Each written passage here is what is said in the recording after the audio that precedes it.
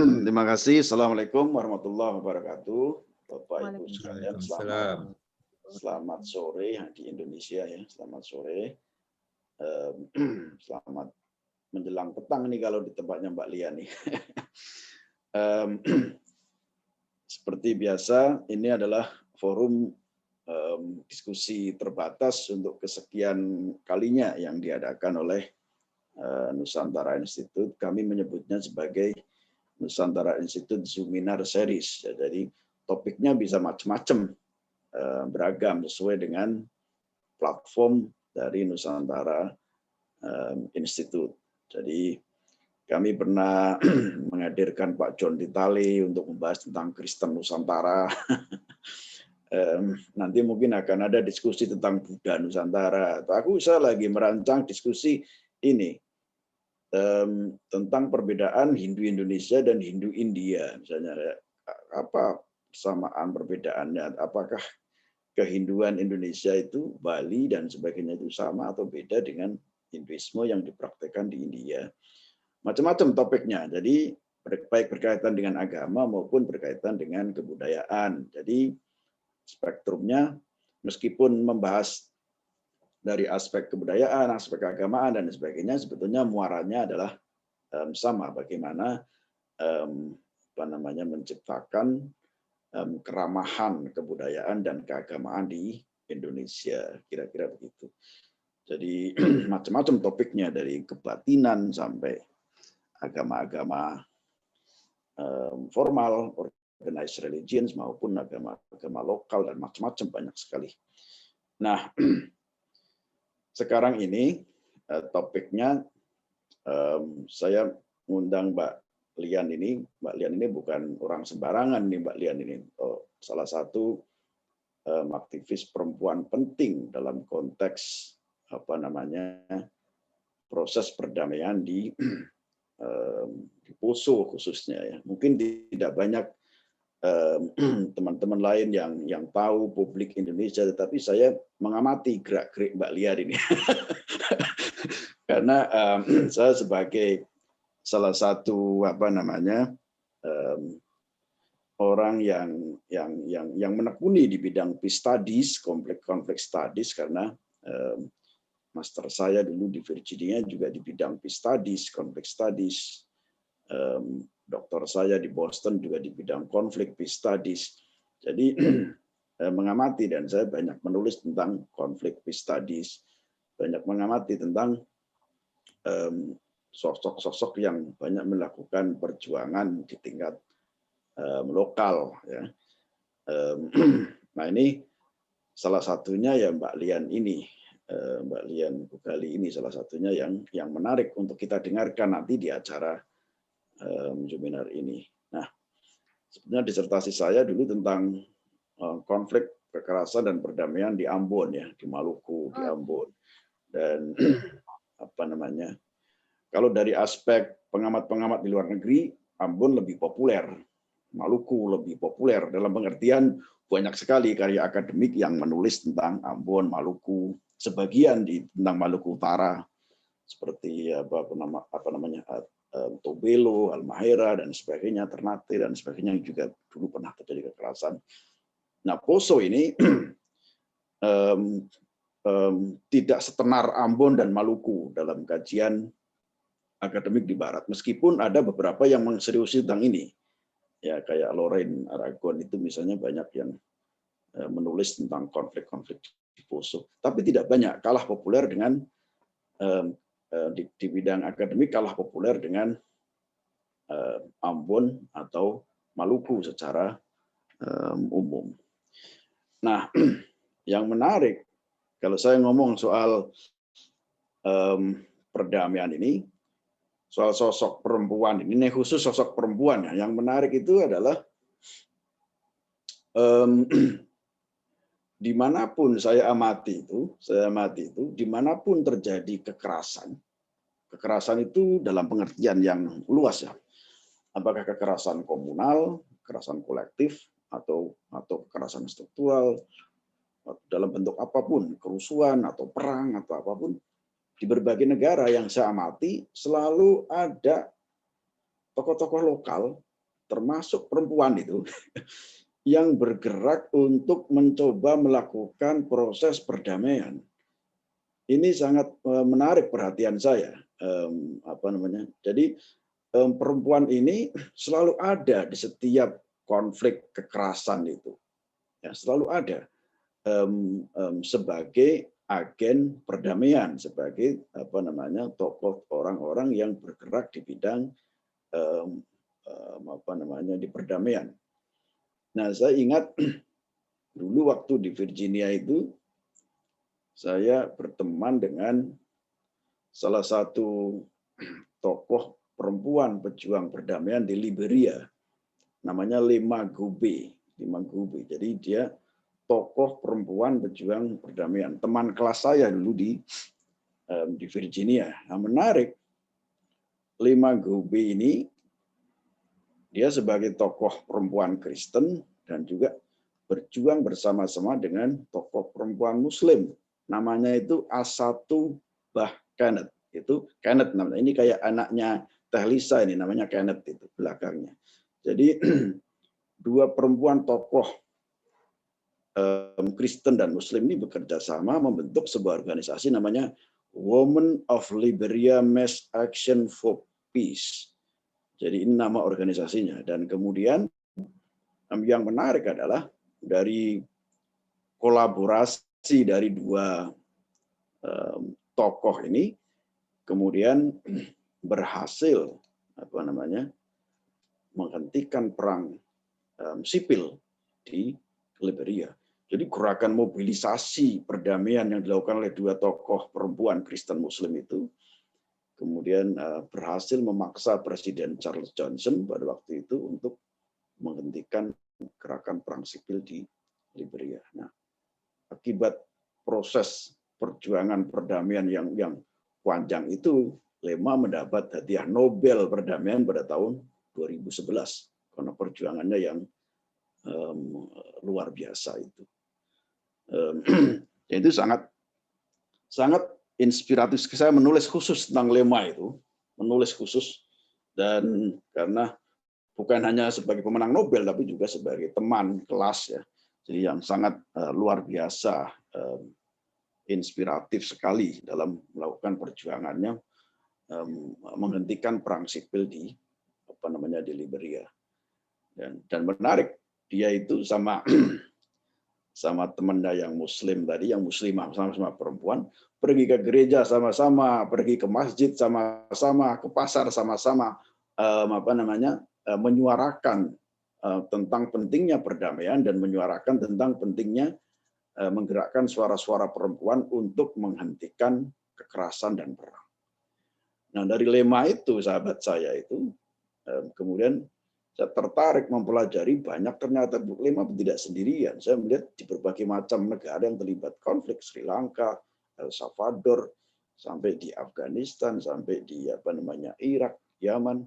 Saya melihat banyak tokoh-tokoh lokal perempuan yang aktif melakukan gerakan-gerakan perdamaian yang sangat menginspirasi sekali. Nah, kita di sini punya Mbak Lian, Indonesia punya Mbak Lian. Tentu saja Mbak Lian bukan satu-satunya orang yang bergerak di bidang perdamaian. Saya belum pernah ketemu dengan Mbak Lian secara fisik, ya. Saya belum pernah ketemu. Jadi ini baru pertama kali ketemu orangnya. Saya juga minta nomornya Mbak Lian juga dari Bung Ceki, ya, Bung Ceki Manuputi, sahabat saya dari Ambon yang lama. Saya sudah lama kenal dengan Bung Ceki. Jadi ini belum pernah ketemu, tapi saya sudah membaca tentang kiprah perjuangannya Mbak Lian yang kurang lebih sama dengan aktivis-aktivis perempuan lain di berbagai macam negara. Kalau dulu di Ambon ada juga tokoh-tokoh perempuan yang juga ikut menandatangani perjanjian damai Malino II, ya, kalau nggak salah, yang Ambon itu. Yang menandatangani dulu adalah beberapa diantaranya adalah tokoh perempuan seperti Suster Brigita Renyaan, Pendeta Hendrik, Eta Hendrik, itu dua tokoh perempuan Katolik dan Protestan. Ada juga yang Muslim yang juga sama-sama sebagai tokoh aktivis lokal perdamaian yang ikut menandatangani perjanjian damai Malino dulu di Malino II. Kalau Poso saya kira Malino I, kalau Poso kalau nggak salah, perjanjian Malino I. Nah, kasus kekerasan di Indonesia itu Ambon dan Poso ini sebetulnya kurang lebih sama. Itu Poso itu kalau nggak salah meledak pertama kali Desember 98 ya Mbak Lian, kalau nggak salah itu pertama kali meletus kerusuhan di Poso itu kurang lebih sekitar Desember 98. Nah, beberapa 1-2 minggu, beberapa hari setelah itu kemudian Ambon meledak 19 Januari, sekitar kurang lebih 1 bulan, kemudian Ambon mulai meletus kerusuhan. Jadi waktunya sebetulnya kurang lebih bersamaan. Nah, cuma perbedaannya di Poso itu sekitar 1-2 tahun kekerasan Kristen Muslim itu kemudian agak mereda, di Poso. Kalau di Ambon saya melihat itu sampai masif sekali, meluas sekali sampai lama banget. Tetapi bukan berarti bahwa kekerasan di Poso itu meskipun kekerasan komunal itu berhenti, tetapi bukan berarti tidak ada kekerasan. Di dalamnya masih saya lihat dari bacaan-bacaan yang saya lihat masih banyak terjadi kekerasan di sana sini. Nah, kita hadirkan ini adalah tokoh penting yang menyaksikan, yang memproses salah satu aktivis yang bergerak di bidang perdamaian di Poso. Saya baca mendirikan sekolah Mbak Lian ya, mendirikan sekolah-sekolah untuk para korban-korban anak-anak, para korban perang, kerusuhan, dan juga menggerakkan kelompok ibu-ibu dan sebagainya. Sangat inspiring sekali. Dan kita berharap bisa mendengarkan dari tuturan Mbak Lian tentang apa yang ia kerjakan dan mudah-mudahan bisa menginspirasi kita semua untuk melakukan hal-hal yang positif di kemudian hari. Nah, itu saya kira prolog singkatnya Mbak Lian ya. Saya belum berkenalan dari tadi. Saya Sumanto Al-Qurtubi, Mbak. Jadi saya Direktur Nusantara Institute. Meskipun ini Nusantara Institute ini bergerak untuk masalah keindonesiaan, tapi saya tinggal di Arab Saudi ya sebagai antropolog budaya di King Fahad University di Arab Saudi. Nah, karena COVID ini sudah 2 tahunan nggak bisa pulang nih karena COVID, karena nggak boleh, tidak ada penerbangan ke Indonesia. Indonesia masuk blacklist nih, nggak boleh terbang Indonesia karena COVID-nya banyak. Nggak tahu sampai kapan nih terkurung di sini. Jadi saya kira itu Mbak ya, penerangan singkat dari saya, teman-teman sekalian. Kita dengarkan Mbak Lian ini adalah sosok fenomenal ya, yang penting untuk kita ketahui, dan siapa tahu dari situ kemudian muncul banyak inspirasi baru untuk melakukan perdamaian di Indonesia yang banyak masalah yang tidak pernah henti-hentinya, persoalan yang ada di Indonesia. Silakan Mbak, kalau mau share PowerPoint. Itu aja singkat dari saya. Jadi nanti silakan bisa di-share Mbak. Jadi nanti mungkin terserah mau berapa menit, tapi nanti waktu semuanya 1,5 jam aja. 1,5 jam, lebih mungkin dikit-dikit. Nah nanti mungkin 30 menit atau berapa terserah Mbak Lian aja. Nanti kalau ada yang ingin tanya dan sebagainya kita fleksibel aja. Silakan Mbak. Terima kasih banyak Pak Manto untuk kesempatannya dan juga perkenalannya yang saya rasa spektakuler gitu.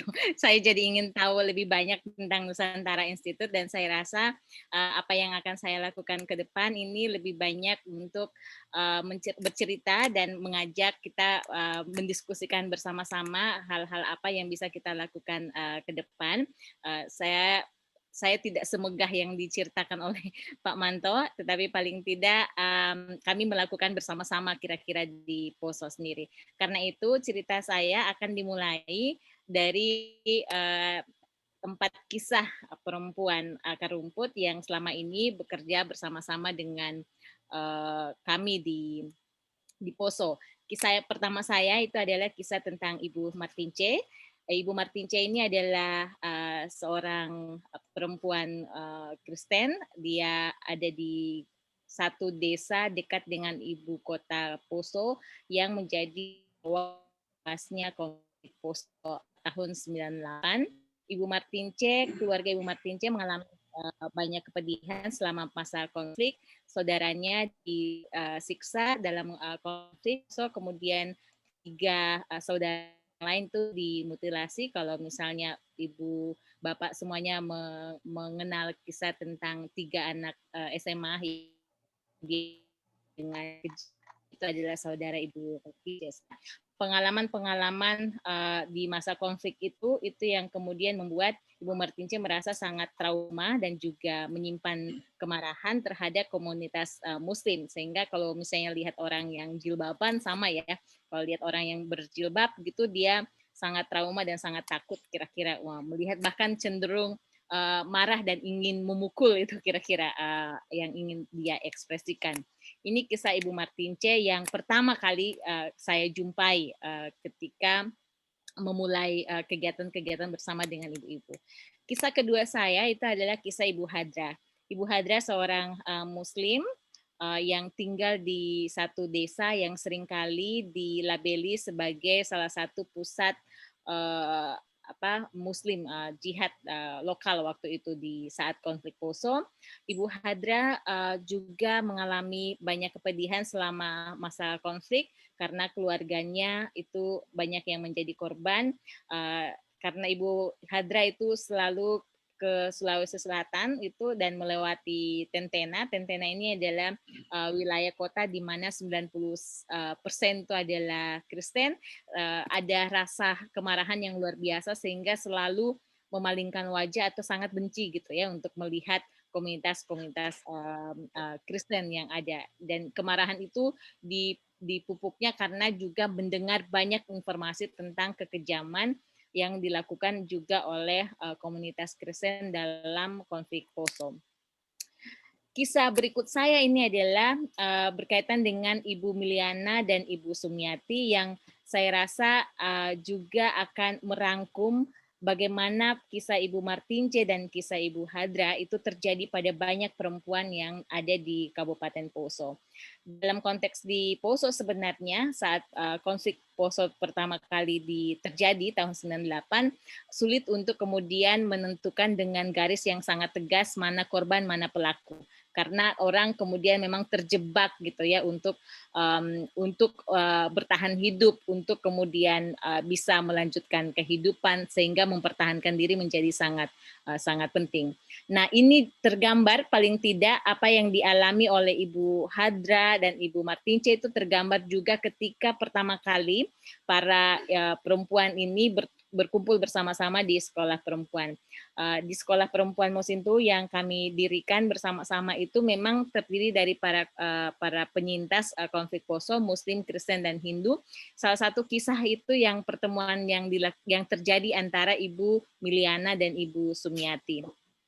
Ibu Miliana seorang Kristen dan Ibu Sumiati seorang Muslim. Ibu Miliana adalah warga yang mengungsi dari desanya yang dibakar hangus ke wilayah Ratu Ombu dan bertemu dengan Ibu Sumiati yang tidak terlibat langsung di dalam konflik, tetapi dia seorang Muslim yang adalah transmigran dari sehingga cerita-cerita tentang Kristus diingat dengan jelas oleh Ibu Sumiati, tapi cerita-cerita yang tentang Muslim yang dialami oleh Ibu Miliana itu juga masih disimpan oleh Ibu Miliana. Pertama kali mereka bertemu, yang terjadi itu adalah kecurigaan satu sama lain. Ibu Miliana misalnya bertanya, jadi gambar ini saya ambil dengan HP saya sendiri waktu itu ketika kami bertemu dan kemudian masing-masing menceritakan apa yang mereka curigai tentang tetangga mereka, tentang Muslim atau tentang Kristen. Ibu Miliana misalnya bilang bahwa dia pernah mencurigai Ibu Sumiati akan membunuh mereka tengah malam, mengendap-mengendap di rumah seperti orang Islam yang biasanya dia dengar ceritanya pada saat mereka tidur di rumah gitu ya, yang karena mereka agak bertetangga. Sementara Ibu Sumiati itu mencurigai Ibu Miliana itu akan meracuni makanan ketika mereka diundang makan bersama-sama. Nah, sebegitu kuatnya cerita kecurigaan ini, tetapi ketika kecurigaan itu diceritakan bersama-sama, tawa seperti ini yang terjadi. Tawa yang seperti ada di dalam gambar ini, ketika mereka mentertawakan kecurigaan mereka sendiri karena ternyata mereka sama-sama curiga dan sama-sama sama-sama mengklarifikasi kecurigaan bahwa Ibu Sumiati tidak pernah berencana berniat membunuh, bahkan dia juga takut sebenarnya dengan Ibu Miliana, dan Ibu Miliana tidak pernah berencana untuk meracuni, dan mengklarifikasi semua informasi-informasi yang selama ini didengarkan oleh Ibu Sumiati. Yang menarik kemudian adalah kisah apa yang dikonfirmasi dan diklarifikasi baik oleh Ibu Miliana dan Ibu Sumiati. Ini juga terjadi bahkan saat konflik Poso terjadi. Cerita Ibu Martince yang pertama saya sebutkan tadi, lalu kemudian juga cerita Ibu Hadra, itu adalah cerita-cerita yang kemudian tidak terkonfirmasi, tidak terklarifikasi, tidak diinformasikan dan tidak dipertemukan ceritanya, sehingga ada ruang kemudian membongkar prasangka, sehingga ada ruang untuk kemudian mengkonfirmasi apakah benar kecurigaannya dan seterusnya. Ketika ruang itu dibangun, maka cerita-cerita seperti Ibu Martince dan Ibu Hadra itu punya kesempatan untuk kemudian merajut apa yang kita sebut dengan perdamaian. Nah, yang menarik adalah kalau ada banyak cerita seperti Ibu Martince, Ibu Miliana, dan Ibu Hadra tadi itu terjadi di dalam ruang-ruang pertemuan yang dengan sengaja memang kita bentuk dalam bentuk sekolah perempuan, yang terjadi dengan dua ibu yang membawa bakul ikan ini, itu adalah sangat-sangat menarik. Namanya Ibu Sarino dan Ibu Dewi, ada di Desa Tokorondo. Desa Tokorondo sekali lagi adalah desa yang dilabeli sebagai tempatnya jihad yang jihad muslim lokal waktu itu. Tahun 2002 ketika waktu itu bom masih banyak, penembakan misterius masih terjadi, penculikan dan pembunuhan yang kejam masih sangat hampir terjadi setiap minggunya dan seterusnya. Keduanya memutuskan untuk berjualan ikan. Berjualan ikan itu mereka berjalan hampir sekitar 10 sampai 15 km pagi hari, dan sasaran pertama mereka adalah desa-desa Kristen. Kenapa desa-desa Kristen? Karena sebelum konflik Poso terjadi, sebenarnya mereka punya ritual yang sama gitu. Mereka sudah sangat sering untuk menjual ikan, karena desa mereka adalah pemasok ikan di Kabupaten Poso, menjual ikan dengan bakul di kepala itu, berjalan kaki dan masuk sampai ke rumah dapur-dapur orang-orang Kristen, sehingga mereka tahu semua orang-orang Kristen yang ada di desa-desa yang mereka datangi, mereka tahu namanya, rumahnya, orangnya dan seterusnya. Mereka memutuskan untuk berjualan ikan karena alasan ekonomi waktu itu, tetapi mereka dihalangi, khususnya Ibu Sarino, waktu itu hanya Ibu Sarino yang menginisiasi pertama, mereka dihalangi oleh orang-orang kampung karena alasan keamanan. Tapi Ibu Sarino menggunakan kata, untuk mengekspresikan dirinya, dia menggunakan kata Tuhan atau Allah yang kemudian menjaga keamanan saya, dan saya percaya kepada orang-orang Kristen yang selama ini sudah mendapatkan pasokan ikan dari saya. Dan yang terjadi itu adalah seperti yang diharapkan oleh Ibu Sarino. Jadi dia kemudian menjadi orang yang pertama bisa menembus kekakuan, kebisuan komunikasi antara Muslim dan Kristen saat konflik masih terjadi hanya dengan bakul ikan. Bagaimana kemudian dia bisa menggambarkan orang-orang Kristen yang selama ini bertemu dengan dia ketika dia berjualan ikan sama gitu. Kemudian ternyata mereka juga menduga bahwa orang Islam sudah tidak pernah akan mau bertemu dengan mereka. Tapi Ibu Sarino merepresentasikan orang Islam untuk bertemu dengan orang Kristen. Begitu juga dengan orang Kristen yang ternyata tidak membunuh ketika dia datang menjual ikan. Kisah ini itu sebenarnya ada banyak sekali terjadi di saat konflik Poso terjadi tahun 98 sampai 2002 dan 2005 dan seterusnya. Kisah misalnya tentang perempuan Muslim yang menyelamatkan 3 perempuan Kristen yang hampir dibunuh oleh laskar jihad, tapi mereka kemudian menyembunyikan 3 warga Kristen ini ke dalam masjid dengan memberikan jilbab. Itu salah satu kisah yang lain. Atau kisah seorang ibu Kristen yang kemudian menempuh perjalanan dengan menggunakan truk Pertamina hanya untuk pergi ke Kelurahan Sayos, satu desa yang mayoritas Muslim, untuk memberitahu bahwa besok itu ada penyerangan dari kelompok Kristen. Sehingga banyak orang yang terselamatkan dari penyerangan tersebut karena apa yang dilakukan oleh ibu ini. Kisah-kisah ini tenggelam dan tidak pernah dibicarakan, tidak dianggap penting, tidak dianggap penting daripada Malino 1 atau Malino 2, dan sehingga orang kemudian menganggap bahwa tidak ada proses-proses perdamaian yang dilakukan. Padahal sebenarnya proses-proses itu sudah dimulai bahkan ketika konflik Poso terjadi, dan itu sudah dimulai oleh ibu-ibu dengan cara-cara mereka. Karena kenapa ikatan kekeluargaan dan ikatan pengalaman bersama-sama hidup dengan orang lintas agama itu sudah pernah terjadi di Poso. Pertanyaannya adalah bagaimana kemudian membuat cerita-cerita perdamaian ini kemudian menjadi wacana yang dimiliki oleh banyak orang. Dia bisa mengurai semua wacana-wacana yang orang pikirkan atau orang baca tentang Poso selama ini. Orang kalau dengar Poso selalu kan terorisme, orang Islam Kristen saling bunuh dan seterusnya. Padahal ada cerita-cerita seperti yang tadi saya sampaikan. Pertanyaan kan adalah bukan cuma soal bagaimana agar cerita-cerita ini diangkat, tetapi bagaimana kisah-kisah seperti Ibu Miliana dan Ibu Hadra itu bisa kemudian Ibu Miliana dan Ibu Sumiati itu bisa bertemu di dalam satu ruang yang sama, membicarakannya dan mendiskusikannya, dan kemudian bisa percaya diri dan mempercayai agama-agama yang lain. Maka kami merasa, mengutip Nelson Mandela, kita merasa, saya rasa ini juga yang dipegang oleh Nusantara Institute, kita merasa bahwa pendidikan itu adalah satu cara untuk mengubah situasi, termasuk menjadi sebuah alat gitu untuk kemudian mengembangkan dan juga membangun, sebenarnya dia lebih menguatkan perdamaian yang sudah ada tetapi tidak pernah dibicarakan dan tidak dianggap penting dan berserahkan. Dia seperti puzzle yang berserahkan dan sudah ada di Kabupaten Poso tapi tidak terpelihara, tidak terstruktur dengan baik. Nah, kita merasa bahwa cerita-cerita perempuan yang sangat banyak ini penting sekali untuk kemudian dikumpulkan dan saling dibicarakan, dan kemudian itu menjadi ruang bersama untuk kemudian memulai apa yang kita selalu sebut dengan perdamaian. Nah, karena itu kemudian para ibu-ibu ini bertemu di dalam sekolah perempuan. Di sekolah perempuan itu mereka bertemu pertama kali 2014. Tentu saja Bapak Ibu bisa membayangkan yang bertemu itu adalah orang-orang yang saya masih di sini, orang-orang yang tahu bahwa suaminya meninggal karena orang Islam atau keluarganya meninggal karena orang Kristen, dia kena bom karena orang Islam, rumahnya terbakar sampai 4 kali itu karena orang Kristen, dan seterusnya.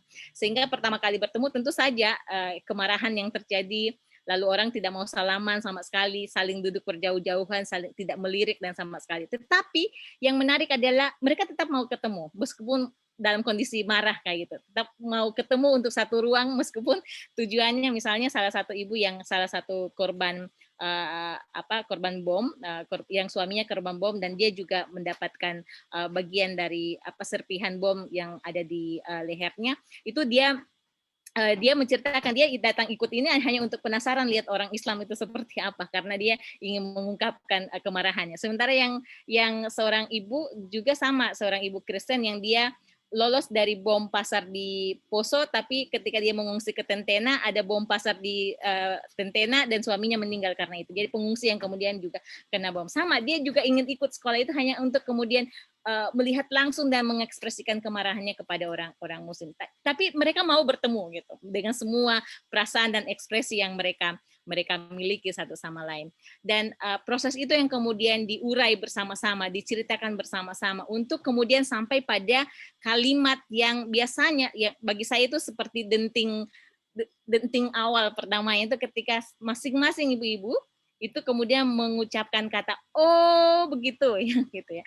Jadi misalnya ibu-ibu ini punya kesempatan, salah satu kurikulum yang kita juga kembangkan, metode yang kita kembangkan, misalnya ibu-ibu ini pergi dari yang Muslim pergi mengunjungi gereja, yang Kristen mengunjungi masjid, dan Hindu juga sama, yang mengunjungi pura, mengunjungi rumah-rumah ibadah, lalu bertanya apapun gitu yang mereka ingin tanya. Nah, itu yang kemudian kita lakukan di sini. Mereka bertanya apapun yang ingin mereka tanyakan, yang selama ini informasinya hanya dari sepihak. Misalnya, kalau yang Kristen itu selalu bertanya, kenapa orang Islam nggak mau salaman kalau bukan sesama Islamnya gitu ya, atau kenapa ada halal dan haram, kenapa memelihara janggut, apa maksudnya celana puntung dan kayak gitu-gitu. Atau apa itu jihad gitu, kenapa dibolehkan membunuh dan seterusnya. Sementara yang Muslim, yang Kristen juga tanyanya, yang Muslim juga tanyanya sama yang Kristen juga lebih seru lagi gitu. Misalnya pertanyaannya, apakah orang Kristen punya 3 Tuhan gitu?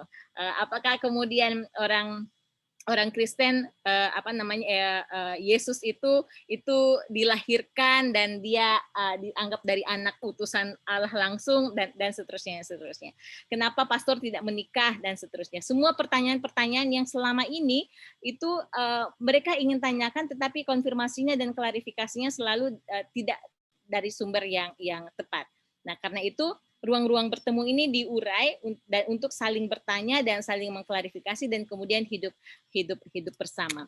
Nah, saya akan men-sharing satu video pendek tentang apa yang dialami oleh Ibu Ibu Nurleli. Semoga bisa dinikmati sama-sama. Saya sebelum ikut sekolah perempuan, kegiatan saya sehari-hari itu di pasar, jualan sayur untuk menghidupi rumah tangga saya. Selama kerusuhan kita tidak pernah sama-sama dengan agama Kristen saling bermusuhan. Tapi alhamdulillah setelahnya adanya sekolah perempuan yang saya ikut bisa kembali seperti yang dulu.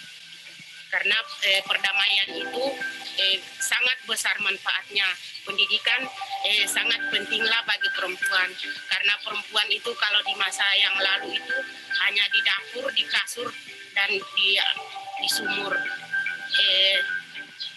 Perempuan itu jangan cuma kerjanya di rumah saja. Perempuan bisa juga beraktivitas di luar, yang penting itu baik. Itu salah satu cerita yang dari proses yang dialami oleh para ibu-ibu. Hari Kartini sendiri itu adalah figur yang menjadi. Ini kemudian ternyata YouTube-nya masuk di sini. Oke, saya lanjut lagi. Jadi ada cerita-cerita yang tadi disampaikan oleh Ibu Nurleli tadi itu adalah salah satu yang terjadi, dan juga itu terjadi pada banyak perempuan-perempuan yang lain yang Bapak Ibu bisa simak saja nanti mungkin di YouTube-nya Musim Tuwuh. Yang apa yang dilakukan yaitu saling mengenal, membongkar prasangka, mengurai dendam selama 1 tahun. Nah, selain itu kita juga berusaha untuk menghubungkan anak-anak ya. Kenapa anak-anak menjadi sangat penting? Karena dalam konteks Poso, anak-anak itu melihat langsung apa yang terjadi, melihat rumahnya dibakar, melihat orang tuanya dibunuh dan seterusnya. Sementara itu sejarah yang disisahkan, sejarah tentang daerah mereka, sejarah tentang generasi mereka yang disisahkan dan diceritakan berulang-ulang masih tentang konflik Poso, Muslim dan Kristen dan seterusnya. Sehingga ruang-ruang bertemu ini antar anak-anak itu kita menggunakan buku untuk membangun sejarah alternatif pasca konflik, sehingga sejarah Poso itu tidak dikurung di dalam satu sejarah saja, yaitu sejarah tahun 98 sampai 2005 di mana ada konflik dan kerusuhan antara Muslim dan Kristen, tetapi ada sejarah sebelum dan sejarah sesudahnya yang bisa ditata bersama. Nah, ruang-ruang ini yang kemudian dibangun bersama-sama, baik itu antar kelompok perempuan maupun juga anak-anak, sehingga kalau sekarang itu kita lebih banyak untuk bekerja bersama-sama, karena tahapan pertama membangun kepercayaan antar komunitas sudah terbangun, maka tahapan berikutnya itu adalah membangun solidaritas dan kemudian juga bekerja bersama-sama. Itu sebabnya ketika masih ada banyak peristiwa terorisme misalnya di Poso, para perempuan mengambil peran bersama-sama untuk berjuang bersama-sama, itu menyampaikan suara mereka. Yang sebelah kiri dengan obor ini adalah salah satu kampanye yang kita lakukan di tahun 2014 ketika peristiwa terorisme di wilayah Poso Pesisir itu menyebabkan ada 4 dusun yang kelaparan karena tidak bisa ke kebun dan tidak ada jaminan keamanan dari aparat keamanan. Sementara yang di tengah ini itu adalah ketika saya ingat sekali yang di foto yang di tengah ini ketika ibu-ibu melakukan aksi damai ketika ada peristiwa bom di Poso, dan saat melakukan aksi ini jaraknya dengan baku tembak itu sekitar 500 meter saja, dan kami bisa mendengar tembak-tembakan, tapi ibu-ibu bertahan untuk kemudian pesannya adalah supaya suara yang dimasukkan, suara yang dibicarakan di media bukan cuma suara tembak-tembakan atau isu terorisme, tapi ada suara perempuan yang lain yang membicarakan atau mengkampanyekan perdamaian.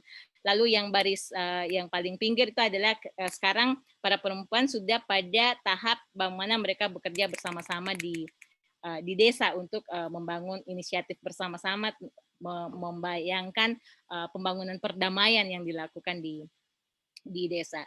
Saya rasa itu untuk tahap awal sebagai bagian dari diskusi awal kita. Sebagai penutup, saat sekarang ini kami sedang mengembangkan apa yang kami sebut dengan jelajah budaya rumah kita. Itu adalah mengumpulkan anak-anak muda yang dulu pernah mengalami peristiwa-peristiwa konflik dalam sebuah jelajah budaya interfaith gitu, antara anak-anak muda di Kabupaten Poso.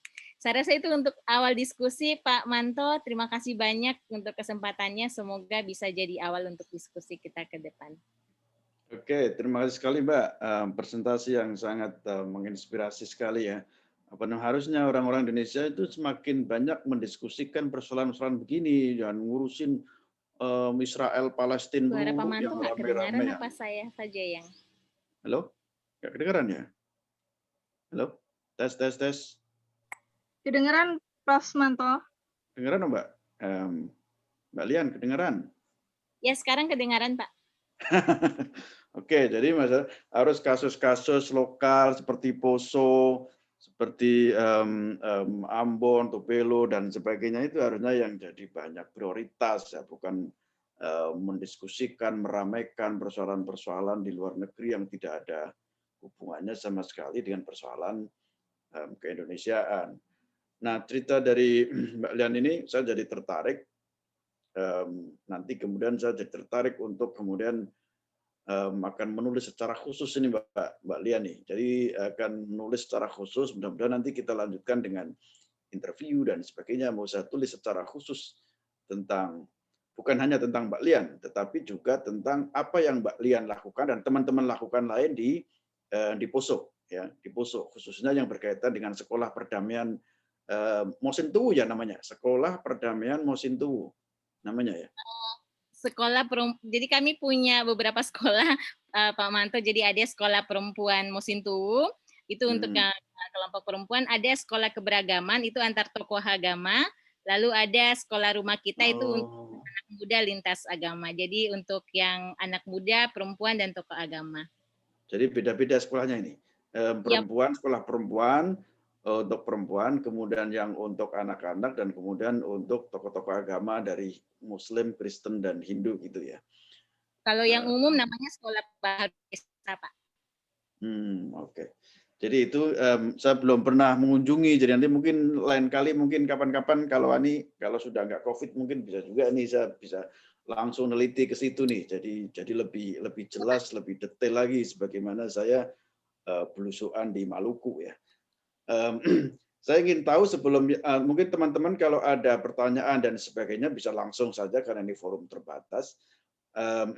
Saya ini pertanyaan singkat aja Mbak Lian. Sekarang situasinya kayak apa sekarang di Poso itu?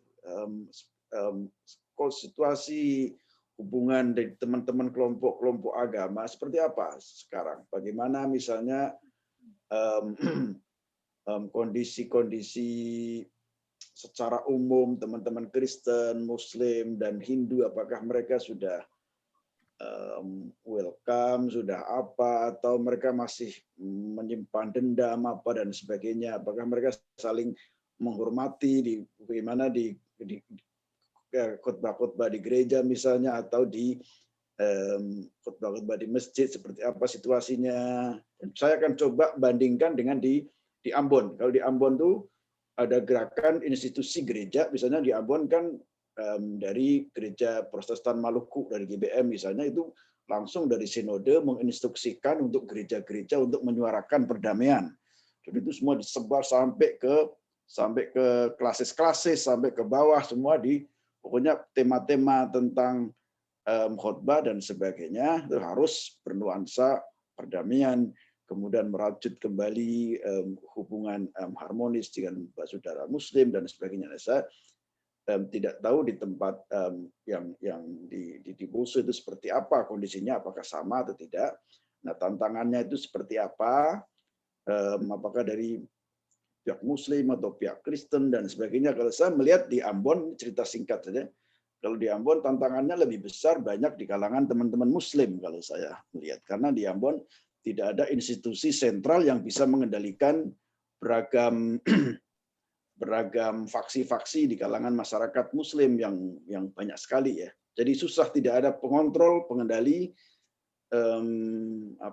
berbeda dengan di kalangan Kristen yang banyak, yang ada sinode, yang Protestan ada sinode, yang Katolik punya punya otoritas bishop atau uskup yang bisa langsung disebarkan ke jamaah dan kemudian. Tapi untuk Muslim ini kan nggak ada itu. Jadi susah, siapa yang mengontrol itu susah. Masjid punya takmir sendiri-sendiri, mereka punya otoritas sendiri-sendiri, dan lebih otonom. Di kalangan Muslim kan otonom, jadi masjid tidak dikontrol oleh lembaga yang bisa punya fungsi untuk menyamakan, itu tidak ada, menyamaratakan itu nggak ada. Makanya tantangannya cukup besar di kalangan Muslim kalau saya lihat di Ambon, karena banyaknya lembaga-lembaga keagamaan yang bersifat independen dan masjid-masjid yang bersifat independen, masing-masing punya ya tergantung khotibnya, takmirnya dan sebagainya. Ini sangat beda dengan institusi Katolik maupun Protestan yang bersifat seragam, bisa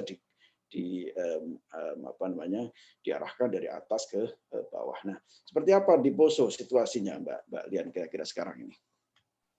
Saya mau menjawab dengan cerita, boleh ya, untuk kemudian boleh ya.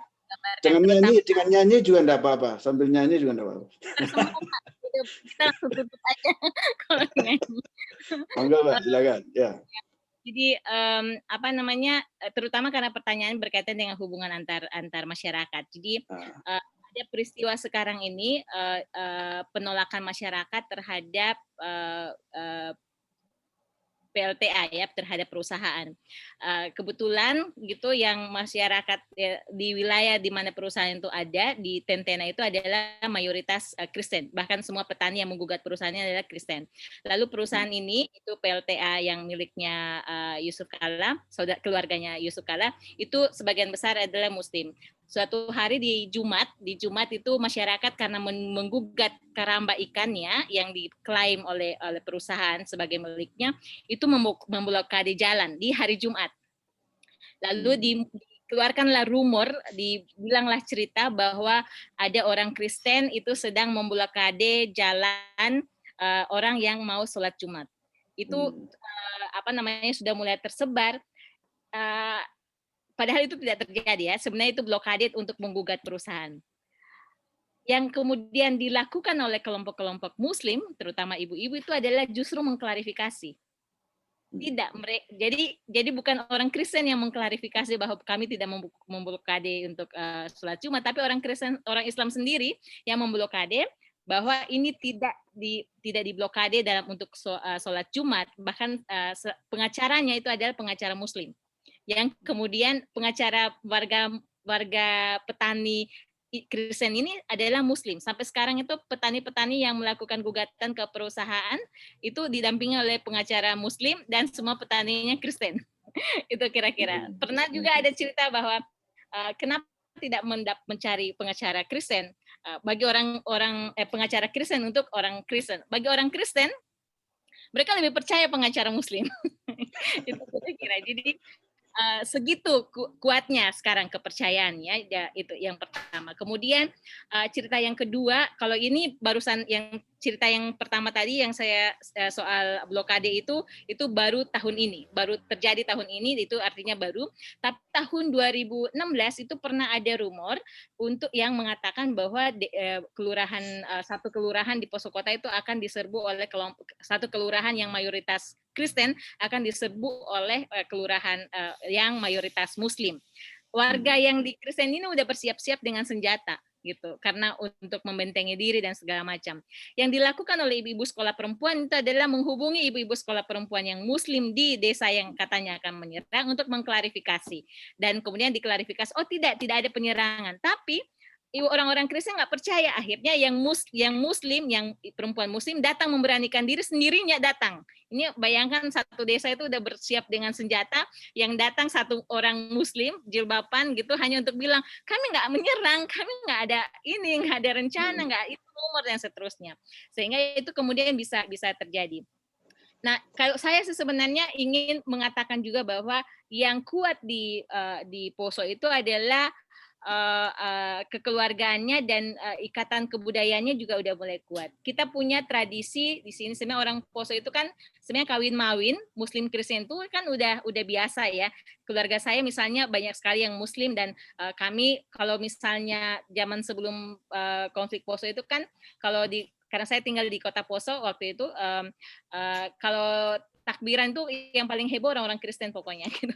Atau kalau lagi pawai Paskah yang jadi Tuhan Yesusnya ya orang Islam gitu. Jadi itu bukan sesuatu yang aneh kayak itu kira-kira. Bahkan di satu desa itu ada yang imamnya menikah dengan orang Kristen, ya istrinya tetap Kristen gitu, nggak jadi Islam gitu, tetap Kristen. Itu sesuatu yang sangat biasa. Nah, proses-proses perdamaian itu sekarang itu mulai dirangkul melalui meja makan gitu. Meja makan. Kami punya tradisi padungku di sini, Hari Raya Panen, di mana orang kemudian open house sih sebenarnya. Jadi masak di rumah masing-masing, kemudian open house mengajak semua orang siapapun entah dikenal apa tidak untuk datang berkunjung. Nah, itu digunakan sebenarnya untuk kemudian menjadi cara kita untuk mengurai kekakuan gitu. Kalau sekarang itu bukan benci atau dendam sebenarnya Pak Manto, tapi lebih ke kayak gimana ya cara memulai ulang hubungan kayak gitu. Jadi sudah mulai dilakukan bersama-sama. Itu kalau pertanyaannya berkaitan dengan hubungan masyarakat antara Muslim dan Kristen. Terutama misalnya ada satu ibu seorang ibu Hindu itu pernah disekap oleh kelompok MIT. Disekap dengan satu keluarganya, itu jam 4 subuh. Dia berteman baik dengan yang Muslim dan berteman baik dengan yang Kristen. Apakah kemudian dia trauma? Tidak, dia bilang yang melakukan ini bukan orang Islam. Jadi kalau kita udah sampai pada tingkat, kalau ibu-ibu di sini udah sampai pada tingkat, kalau agama orang lain diserang, yang mengklarifikasi adalah agama yang satu. Jadi misalnya gini, kalau misalnya ada orang Kristen menjelek-jelekan orang Islam, yang mengklarifikasi adalah orang Kristen gitu. Enggak, tidak seperti itu. Jihad itu bukan seperti itu, kayak gitu kira-kira. Jadi saya rasa sekarang kita udah pada tingkat bicara tentang perdamaian dalam konteks bekerja bersama-sama dan bersolidaritas. Yang belum selesai itu kan operasi keamanannya gitu ya. Jadi seperti itu kira-kira. Jadi sudah cukup kondusif sebetulnya di tingkat informal hubungan dari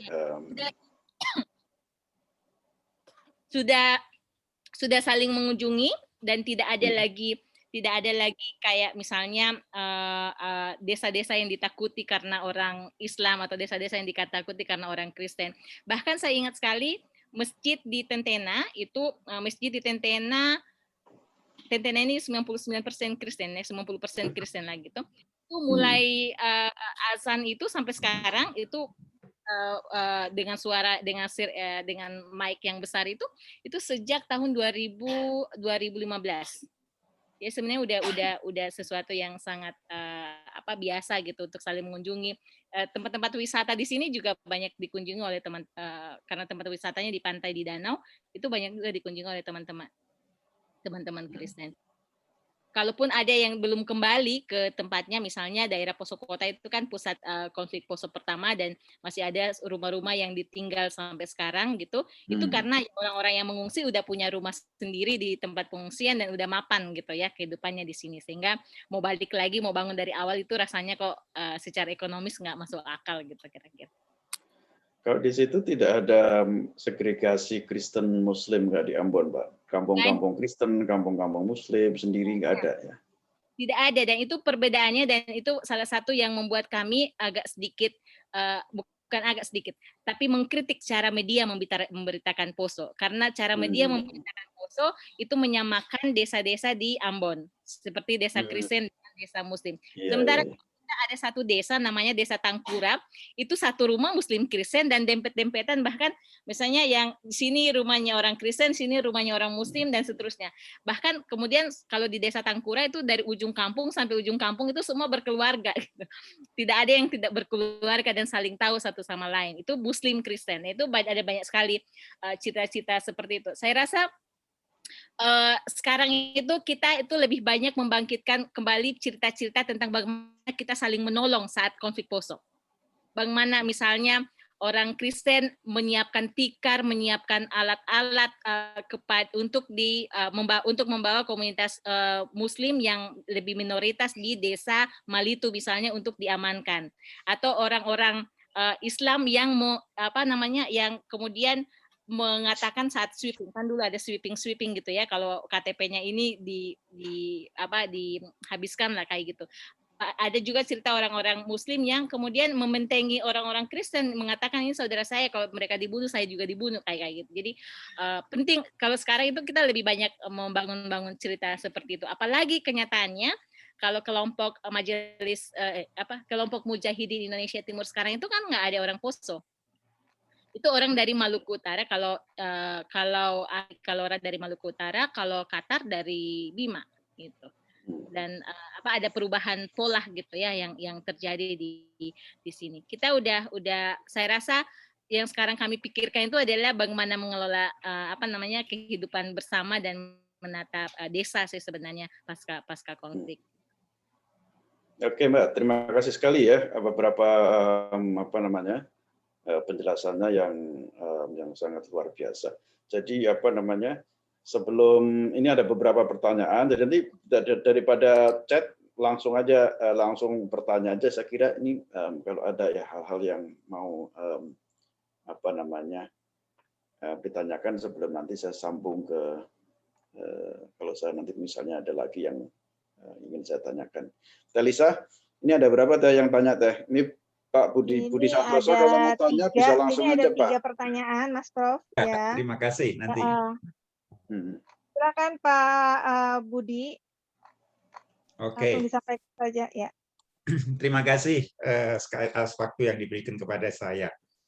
Saya juga terima kasih kepada Mbak Lian atas kontribusinya begitu ya, yang selama ini tentunya sesuatu yang luar biasa.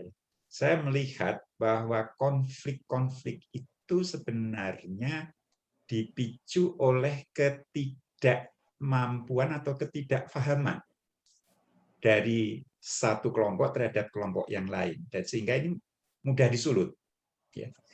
Satu hal yang ingin saya tanyakan di sini, ya, bagaimana Mbak Lian pertama kali bisa intervensi dan bisa membangun trust di antara dua kelompok itu.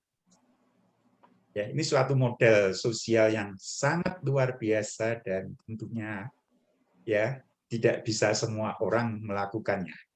Terima kasih. Monggo Mbak Lian, langsung aja direspon. Terima kasih Pak Budi untuk apresiasinya.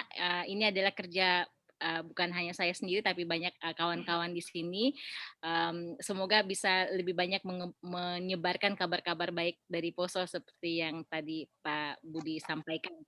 Kalau bicara tentang kalau konflik Poso sendiri, saya bisa mengatakan bahwa betul seperti pada kata Pak Budi, tetapi saya ingin mempertajam bahwa konflik Poso sendiri itu akarnya itu politik lokal. Jadi politik lokal saat itu sedang ada pilkada pemilihan kepala daerah, lalu kemudian karena ada ada peta politik di mana jadi itu peta politik lokal yang sangat yang sangat kemudian menggunakan cara amannya untuk menang itu adalah dengan menggunakan agama kayak gitu kira-kira, sehingga selebaran tentang agama lain yang keluarkan pertama adalah para politisi gitu. Jadi bukan para tokoh-tokoh agama, dan itu kemudian memobilisasi massa. Nah, karena itulah kemudian kalau bicara soal metode, seperti yang tadi saya sudah sampaikan di kelas sekolah perempuan itu memang semua pesertanya itu adalah para korban dan penyintas. Dan ketika pertama kali bertemu itu saya ingat sekali tahun 2014 pertama kali bangun sekolah perempuan, itu kan rencananya mereka mau diajak untuk tidur bersama-sama gitu ya, saling mengenal satu sama lain di satu tempat. Itu alhasil gagal total. Semua pulang karena masing-masing mencurigai nanti tengah malam kalau saya dibunuh kayak apa. Itu terjadi di Ambon juga tuh, seperti itu awalnya dulu tuh. Dan kita menyadari ceritanya Jackie dulu begitu. Ya, saling baku jaga gitu ya, nanti tengah malam kalau ada yang ini dan seterusnya. Itu memang kemudian tidak terjadi. Nah, memang itu kita uji coba, lalu hari berikutnya itu adalah kita membicarakan masalahnya. Jadi konflik atau dendam atau rasa marah itu dibicarakan secara terbuka. Kemarahan, frustasi, rasa kesal, bahkan kebencian itu dibicarakan. Dan itu yang yang itu menurut saya menjadi langkah yang sangat penting dan mempengaruhi para ibu-ibu untuk paling tidak untuk merilis perasaan mereka. Jadi kalau biasanya konteks perdamaian itu kita mengkhotbahi atau menceramahi orang tentang pentingnya perdamaian, ini tidak, kita membiarkan semua orang membicarakan tentang kemarahan mereka, tentang bahkan sangat detail tentang ada seorang ibu yang cerita tentang bagaimana kakaknya itu dibakar dipotong dan segala macam itu, dan termasuk menunjuk langsung orang-orang yang dia sebut kayak gitu. Kenapa? Karena tidak ada ruang untuk itu selama ini diberikan. Orang-orang disuruh berdamai tanpa punya ruang untuk kemudian merilis atau menceritakan kepedihan, melepaskan apa yang mereka emosinya ya. Dan termasuk membicarakan itu. Jadi sama. Jadi ada seorang ibu juga yang cerita, ketika dia cerita dia juga bilang bahwa sampai sekarang mama saya dan papa saya nggak tahu kuburannya di mana, itu orang Kristen yang ambil. Orang Kristen yang ambil tengah malam, saya udah nggak ketemu, itu ada, dan itu didengarkan langsung oleh orang Kristen. Jadi yang kebayang itu semuanya adalah semua menceritakan kemarahannya, dan ternyata ya semua menyadari bahwa perbuatan itu nggak baik ya. Sebelum ke situ, semua menyadari bahwa semua mengalami kepedihan, semua mengalami kesesakan gitu, semua mengalami luka. Tidak ada yang karena media cara menceritakan Poso itu adalah menghitung-hitung. Jadi kalau misalnya tahun 98 yang korbannya lebih banyak Kristen, yang tahun 2000 yang korbannya lebih banyak Islam. Jadi seakan-akan itu tahun-tahun awal konflik itu kemudian orang diajak untuk berpikir bahwa ini tahun depan kita harus bikin yang lebih, kita harus bunuh lebih banyak lagi karena kita masih kalah nih jumlahnya, kayak gitu kira-kira. Jadi seakan-akan orang berlomba-lomba untuk bukan berlomba-lomba untuk mempertahankan hidup, tetapi berlomba-lomba untuk menghabisi orang karena kemarahan itu gitu. Ruang ini tidak diberikan, ruang untuk menceritakan itu tidak diberikan, apalagi terhadap perempuan, karena berlapis ya, dari apalagi kalau perempuan. Sementara perempuan itu mengalami langsung, mereka bukan hanya menghindari kematian, menghindari kesesakan, tapi juga harus bertahan hidup. Di pengungsian, perempuanlah yang kemudian mencari makan dengan menjadi buruh cuci. Saya kebetulan mewawancarai 129 orang ibu-ibu di pengungsian Muslim, Kristen, dan Hindu untuk kemudian mendengarkan kisah mereka, dan mereka lah yang kemudian mengelola kehidupan awalnya gitu. Jadi mereka bukan cuma menghindari kematian, tapi bagaimana bertahan hidup. Dan kemarahan, dan itu mereka sembari itu mereka memendam semua kemarahan. Jadi ketika Islam menceritakan orang Kristen membunuh, orang Kristen menceritakan orang Islam membunuh. Lalu kemudian yang menarik itu tahapan pertama ya. Tahapan kedua adalah soal bagaimana mereka mengungsi. Sama ceritanya. Jadi mengungsi itu pertama itu kan tidak langsung ke pengungsian yang besar ya. Mengungsi pertama kan kebun, karena orang-orang banyak di kebun. Orang Kristen menceritakan mereka mengungsi di kebun. Orang Islam menceritakan mereka juga mengungsi ke kebun. Lalu kemudian semua saling bertanya, loh, kalau orang Islam mengungsi ke kebun, orang Kristen mengungsi ke kebun, lalu siapa yang membakar desa? Logika itu kemudian yang diajak untuk berpikir. Lalu siapa? kalau semuanya mengungsi gitu, siapa yang mementengi? Lalu muncullah di situ, tahapannya panjang ya, muncullah kemudian cita-cita tentang bagaimana kemudian mereka saling menyelamatkan satu sama lain. Jadi proses untuk kemudian membuka luka, bukan membuka ya, penting sekali membuka, tapi membicarakannya dengan di atas meja sama-sama. Merilis semua kemarahan dan juga prasangka. Prasangka juga sama-sama, bukan cuma kemarahan tapi prasangka dan kemarahan. Dan kemudian orang kemudian diberikan kesempatan untuk kemudian merefleksikan kemarahan yang ditujukan kepadanya dengan identitas agamanya. Sama. Apakah kemudian melekat dengan secara otomatis atau sebenarnya dia bicara soal oknumnya, kayak gitu kira-kira. Atau apakah agama yang dituduhkan sebagai pelaku kekerasan tersebut melekat pada dirinya atau melekat pada individu, atau melekat terpisah gitu ya, soal penghayatan dan seterusnya. Dalam konteks itulah kemudian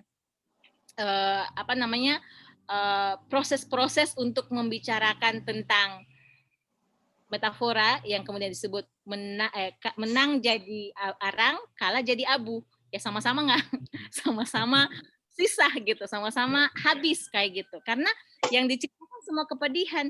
Orang Islam nggak bisa bilang bahwa orang Kristen lebih jadi pelaku. Orang Kristen nggak bisa bilang bahwa orang Islam itu lebih orang Kristen lebih lebih menderita daripada, karena kalau didengar cerita semuanya, semua nangis gitu, semua perih, semua pedih, semua ini segala macam. Ruang itu yang kemudian percakapan awal kita untuk membicarakan tentang yaitu kalau sudah sampai pada kesimpulan tentang menang jadi arang, kalah jadi abu, ya kalau gitu mau gitu lagi nggak gitu. Pertanyaan berikutnya, mau kayak gitu lagi nggak, mau jadi abu atau mau jadi arang nih? Sama-sama. Lalu bisa membicarakan tentang lalu bagaimana kita berpikir untuk yang ke depan. Ada dalam konteks inilah kemudian passing over itu bisa dilakukan. Jadi meletakkan masa lalu pada konteksnya. Tidak membawa masa lalu itu sebagai sebagai bukan cuma beban tapi tanggung jawab. Karena kalau masa lalu yang penuh luka dijadikan sebuah tanggung jawab di masa kini, itu akan jadi timbul kekerasan baru, ya violence ekstremisme misalnya. Dan karena dia menjadi tanggung jawab gitu ya, merasa kebeban dan bertanggung jawab untuk merilis seperti itu. Jadi saya rasa itu beberapa langkah. Nah, yang sebenarnya saya memulai ini kan karena saya melakukan penelitian ya, saya melakukan riset sekitar 1 tahun lebih, hampir 2 tahun di lokasi-lokasi pengungsian, mewawancarai perempuan Muslim, Kristen dan Hindu. Karena saya lahir di Poso, tinggal di Poso waktu SMA-nya, jadi punya keluarga Muslim Kristen juga, jadi agak mudah bagi saya untuk masuk dari satu tempat ke tempat yang lain. Dan itu memberikan kesempatan saya untuk mendengarkan banyak kisah-kisah yang tidak tercatat selama ini, dan kisah-kisah itu yang kemudian dikumpulkan. Karena proses setelah ruang prasangka itu dibuka, berikutnya adalah membicarakan soal cita-cita perdamaian. Karena cita-cita luka itu kan yang paling diingat, ya. Cita-cita pedih itu kan yang paling diingat. Maka itu yang kemudian terpupuk gitu dan diceritakan terus-menerus kepada anak-anak gitu. Tapi begitu satu orang mulai bercerita tentang bagaimana tetangganya, bagaimana dia menyelamatkan dan menyembunyikan agama yang lain, ternyata cerita itu banyak sekali cerita tentang bagaimana orang Islam menyelamatkan Kristen, banyak sekali cerita bagaimana Kristen menyelamatkan Islam dan seterusnya. Dan itu mereka lupa ternyata ditekan, dipres ingatan-ingatan, bahkan tindakan-tindakan mereka, bagaimana mereka saling membantu satu sama lain. Ditekan oleh apa? Ditekan oleh wacana yang ditawarkan oleh media. Ditekan oleh wacana tentang bagaimana orang membicarakan tentang Poso gitu ya, sehingga lupa cerita sendiri, lupa narasi sendiri, lupa sejarah sendiri kayak gitu. Maka ruang-ruang ini perlu untuk kemudian diangkat juga setelah ruang prasangka, lalu ruang berikutnya adalah ruang cerita-cerita perdamaian yang ada di antara masyarakat. Dalam konteks itu baru kemudian membicarakan tentang sejarah, sejarah dalam pengertian adalah kita punya sejarah yang tidak linear kemudian, yang kemudian dilihat bahwa sebelum tahun 98 ada sejarah yang lain gitu. Dan setelah tahun 98 sejarah seperti apa yang akan kita bentuk. Dalam konteks pembicaraan seperti itulah baru kemudian orang Poso membicarakan tentang kehidupan seperti apa yang akan kita tata, pembangunan seperti apa yang akan kita lanjutkan. Jadi dia tidak berhenti pada dialog dalam pengertian yang persamaan, enggak. Kalau kita itu malah justru kecurigaannya dulu gitu dibuka, dibongkar dan dibicarakan sampai kemudian kita mendapatkan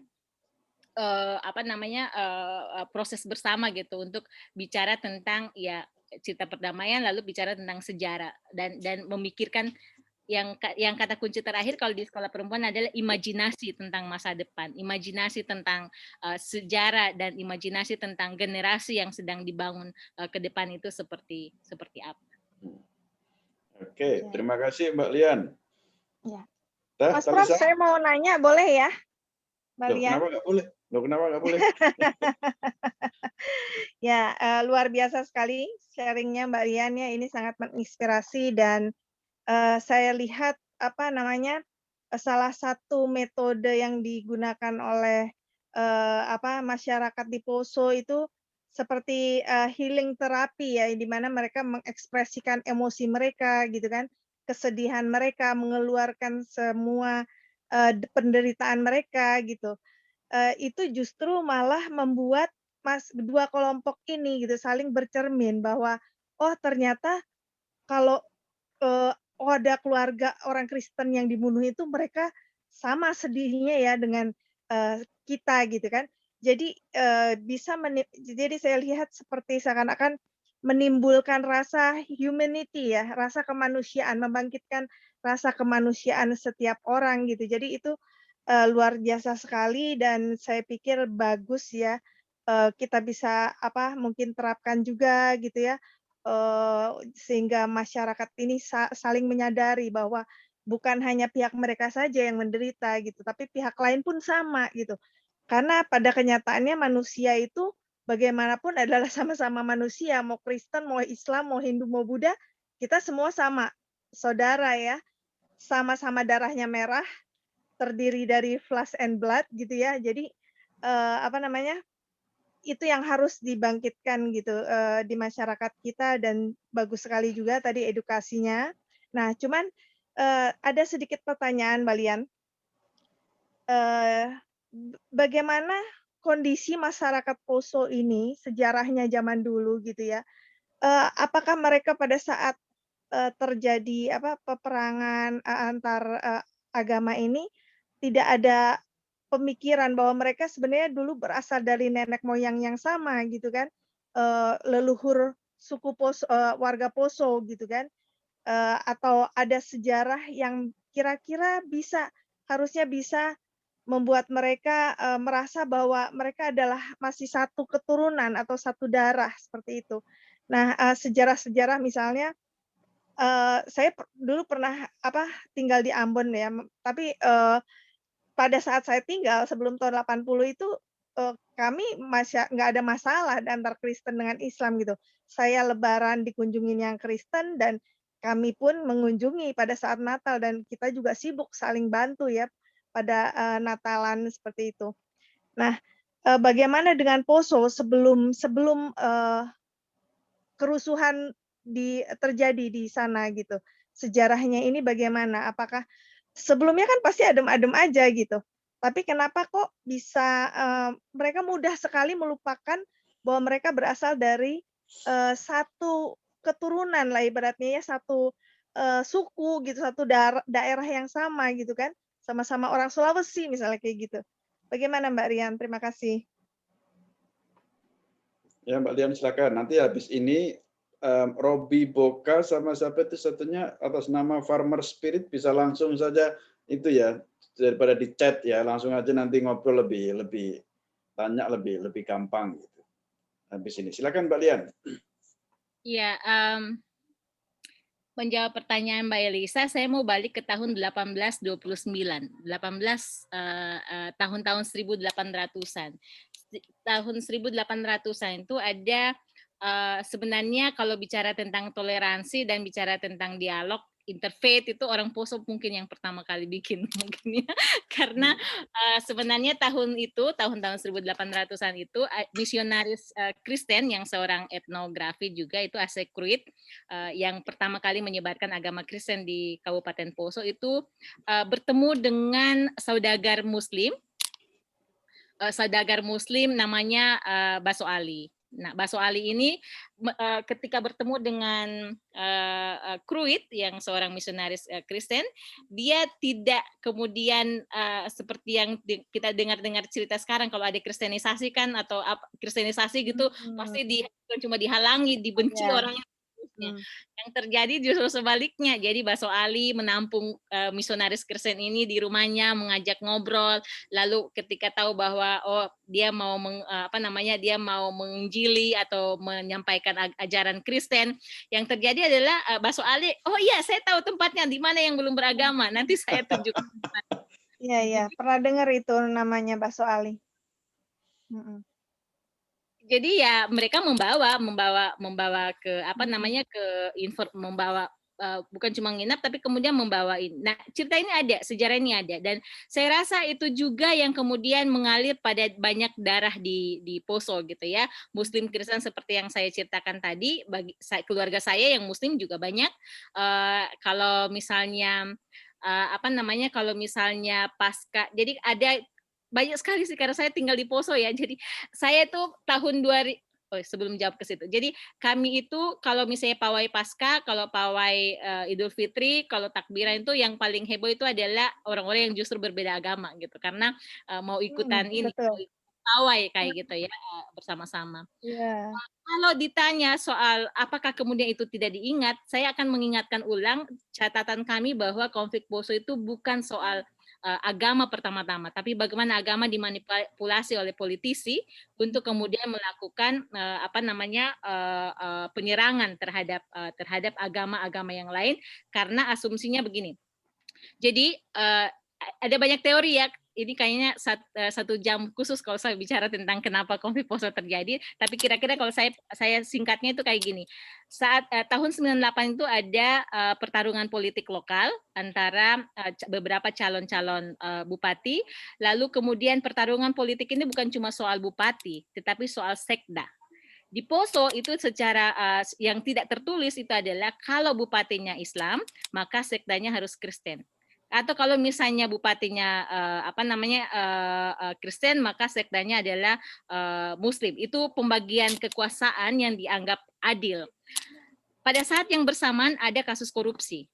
Kasus korupsi ini, KUT waktu itu, kasus korupsi ini sedang menimpa keluarga salah satu calon bupati. Sehingga ada potensi untuk kemudian kelanjutan politik lokal ini tidak dipegang oleh orang yang sedang sedang diadili di dalam pengadilan. Maka kemudian peta-peta politik ini yang kemudian diusahakan untuk kemudian mengembalikan dengan mengatakan bahwa jadi yang menyebarkan isu pertama bahwa kalau misalnya orang Kristen yang yang memimpin maka orang Islam akan disingkirkan dari Kabupaten Poso. Itu melalui selebaran. Tapi ada juga politisi Kristen. Kalau orang Islam yang memimpin Kabupaten Poso maka orang Islam akan disingkirkan dan seterusnya. Nah, ini yang kemudian digunakan untuk kemudian memobilisasi massa. Peristiwa kalau Bapak Ibu selalu mendengar tentang peristiwa 2 anak muda yang berkelahi Muslim dan Kristen itu selalu dijadikan alasan kenapa konflik Poso terjadi. Itu sebenarnya cerita yang sangat keliru. Karena kalau dalam riset saya waktu pas SMA itu melakukan riset terhadap geng-geng remaja ya, geng-geng remaja di Kabupaten Poso, dan itu di kota Posonya, di tempat di mana konflik Poso pertama terjadi. Dalam riset saya, waktu itu saya mau ikut KIR, Karya Ilmiah Remaja LIPI, waktu itu kan masih ada. Dalam riset saya itu saya kemudian menemukan bahwa semua perkelahian antar anak muda itu tidak pernah berkaitan dengan agama. Selalu berkaitan dengan melewati batas wilayah atau berkaitan dengan perempuan atau cewek gitu yang mereka taksir dan seterusnya. Bahkan kemudian antara geng-geng ini ya Muslim Kristen, jadi siapa yang datang dia tidak dilihat agamanya, tapi yang dilihat adalah kau melewati batas wilayah kami dan seterusnya seperti itu. Tapi kemudian ini disetting jadi rumor yang diedarkan oleh para politisi lokal untuk kepentingan politiknya bertemu dengan cara media menceritakan tentang Poso yang diambil dari Ambon. Itu yang kemudian memobilisasi massa. Caranya adalah dengan meletakkan bahwa orang jadi tahun-tahun 2000 kan sebenarnya tahun 98 setelah itu kan redah gitu ya. Tahun 98 karena itu pemilihan bupati. Tahun 2000 berikutnya itu adalah soal penentuan sekda. Nah, disinilah kemudian ada rumor yang beredar bahwa orang Islam, orang Kristen dan seterusnya. Memang meskipun memang ada perilaku penyerangan. Berarti selalu pemicunya itu para politikus itu ya, Mbak Lian ya, politikus saya bilangnya tikus ini. Iya. Jadi mereka berarti biang keroknya ya. Iya, dan dengan sangat mahir menggunakan agama. Nah, karena itu kenapa saya bilang di media cara menceritakannya berbeda, apa yang kejadian di Poso juga berbeda. Misalnya gini, orang Poso Muslim kalau menyerang rumahnya, kalau menyerang satu desa itu memilih rumah mana yang dibakar, rumah mana yang tidak dibakar, karena udah tahu. Banyak sekali cerita soal itu. Banyak sekali cerita tentang misalnya, jangan dibakar, kasih tahu sama teman, jangan bakar rumah yang ini, omku itu. Maksudnya, oke. Dia bilang jangan bakar itu, dia Kristen tapi omku itu, saudaraku di situ, banyak dia saya seterusnya. Begitu juga yang Kristen kalau misalnya menyerang yang Muslim dia bilang, jangan, kaiku itu atau kakek kalau dia mas, kaiku itu. Jangan dan seterusnya. Sehingga banyak rumah-rumah yang kemudian terselamatkan pada tahun-tahun awal konflik. Tapi begitu Jundula masuk, kemudian jihad dari luar masuk, mereka nggak kenal orang Poso ini. Hantam semua. Gitu ceritanya kemudian sampai kemudian dia menjadi konflik antara Muslim dan Kristen. Jadi semua dibakar. Itu sebabnya waktu tahun-tahun pertama tahun 98, karena saya pulang, masih di Jogja. Tahun 99 saya pulang, itu saya masih bisa melihat betul rumah-rumah yang rumahnya yang satu masih utuh, yang satu kebakar. Jadi yang dibakar itu karena kebencian politik untuk simbol. Tapi rumah yang ini banyak sekali, bahkan kemudian saya bisa bilang dan tanya sama orang Poso banyak, itu ada banyak sekali cerita-cerita lucu saat konflik pertama terjadi. Karena misalnya ada dua kakak adik, satu Muslim, satu Kristen. Masing-masing pegang senjata. Mau berperang di jembatan. Begitu lihat, kakakku, adikku, mundur dua-dua. Cerita kayak gitu. Karena perang tahun-tahun 98 itu ada modalnya semangat yang dimobilisir oleh para politisir. Tapi tidak punya kekuatan, tidak punya keterampilan perang. Semangat aja gitu, aja. Tahun pertama, tahun 98 itu tidak ada alat senjata yang namanya bom atau senjata. Baik, terima kasih. Ketika jihad masuk gitu. Yang mereka nggak tahu kurang lebih sama ya. Jadi kan mereka butuh ruang gitu ya, butuh ruang untuk melakukan gerakan itu. Saya rasa mungkin mudah-mudahan menjelaskan untuk kemudian mengatakan mengklarifikasi karena orang sering beranggapan bahwa orang Poso lah yang berkonflik. Kita ini gimana ya, capek juga menjelaskan. Kira-kira.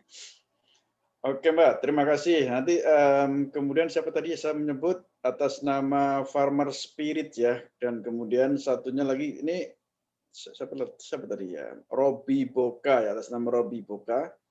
Siapa yang mau duluan ini silakan. Robi Boka atau Farmer Spirit. Halo, siapa yang mau ngomong duluan nih? Robi Boka dulu, oke silakan. Baik. Ya, terima kasih untuk kesempatan yang diberikan. Halo, selamat sore kalian. Halo. Saya dari Napu kalian, dari Wasa. Oh ya, halo. Jadi dari tempat di mana kemarin itu ada peristiwa yang tidak mengenakan. Nah, pertanyaan saya sederhana sih. Selama setahun pandemi ini, selain bergulat dengan isu-isu perdamaian perempuan, perdamaian yang melibatkan kaum perempuan, lalu bagaimana dengan persoalan COVID dan isu-isu yang dimunculkan atau aksi-aksi yang dimunculkan oleh saudara-saudara kita yang MIT itu, yang kelompok MIT. Nah, itu bagaimana teman-teman dari komunitas di tempatnya kakak itu memberi edukasi bahwa terorisme itu merupakan sesuatu yang yang juga menjadi isu pergumulan bersama, dan bagaimana itu kemudian dikaitkan dengan pandemi COVID, karena itu juga mungkin sesuatu yang sangat dilematis ya kalau saya melihatnya, karena di sana itu selain bergulat dengan persoalan teroris, itu juga kita juga bergulat dengan pandemi. Dan bagaimana teman-teman perempuan di sana meresponnya? Terima kasih. Langsung ya. Terima kasih banyak Robi untuk pertanyaannya.